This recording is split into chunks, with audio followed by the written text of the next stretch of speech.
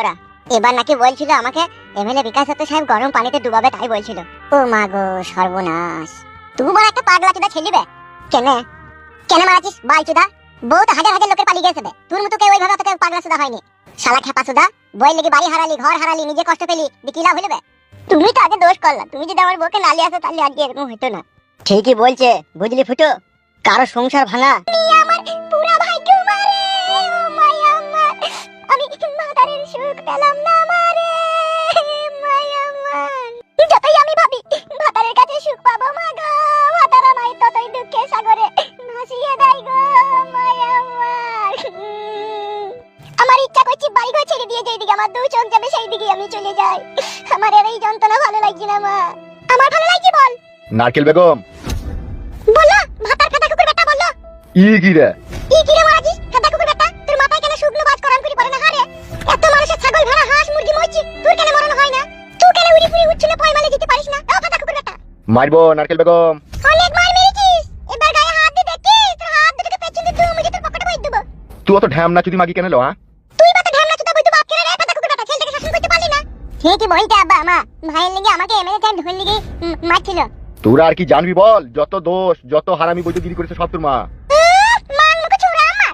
ই কি রে মারাজিস খাতা কুকুর বেটা? আমি কি করলাম? আমাকে কেন দাইছিস? দোষ করছিস তোর বেটা। আর তুই কোনো দোষ করিসনি? আমি আবার কি দোষ করলাম? তুই সাধুজি, তুই কোনো দোষ করিসনি। মাং মারানি মাগি। তুই মান মারানি মেঘু। ই কি রে কিডা কুকুর বিট্টা আমার কোথায় কি চলে এটা আমারই দোষ। কিডা কুকুর বেটা নিজে ছেলে দোষ করতে তার বেলায় হইছে না। মান মুখ মাঙে ছোড়া, পিটিলি মুখ ছোড়া, মান মুখ মাঙে ছোড়া, ইঁদুরের মতো চোখ দুটো দেখলি মান তোমার চিরিক করে জ্বলে উঠে। মারবো নারকেল বেগম। এবার তুই আমার গায়ে যদি হাত দিস, তুই টাক মাথায় মান বলি আমি পালাবো বলি দিলাম তোকে ছেড়ে দি। ও দিদা, যদি তুমি আমার দাদার মাথায় মানটা বলি দাও না তাহলে টাটা উঠি পালাবে। মার খাবি লাইবে শালা বুদ্ধু। ও ঠিকই বলছিস রে, কিডা কুকুর বিট্টা। এই শালা বুদ্ধা, তোর বেটা কোথা? আমি জানি না কো। তুই জানিস না? না বললাম তো। জানিস না তাই তো?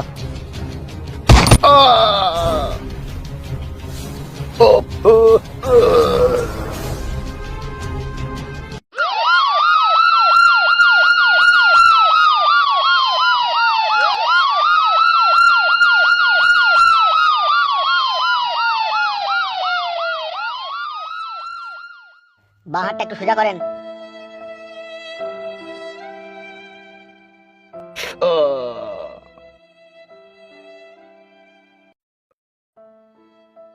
যন্ত্রণাটা একটু কমলো হাগো। না এগুলো কমেনি। হাতটাকে পেটের উপরে চাপাও। তুমি একবার বাড়ি যাবে তা বাড়ি যাও, দিয়ে বৌমাকে পাঠিয়ে দাও গা। বেশ ঠিক আছে।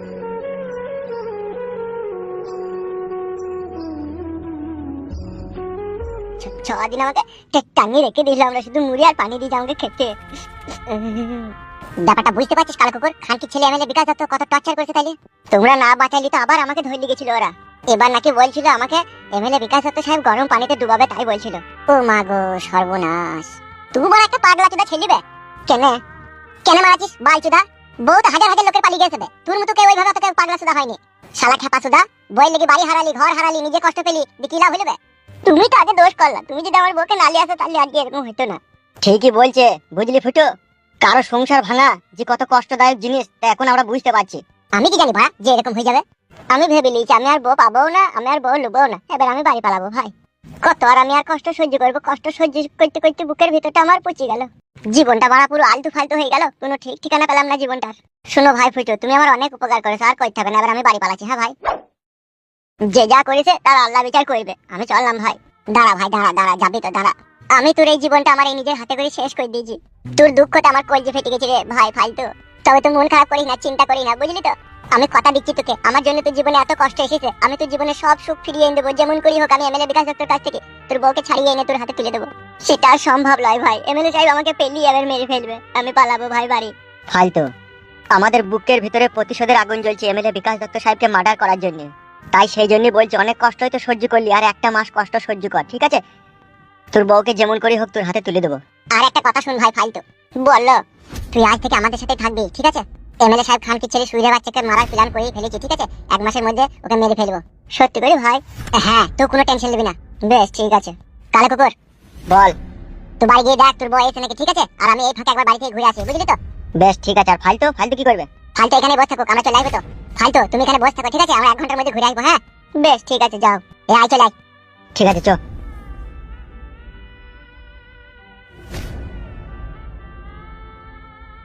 এমএলএ সাহেব, বারে চুদা, তুই লেগে আমার জীবনটা হেরিকলের পলটি হয়ে গেল। শালা হারামি রে, কি কাজ করলি তুই?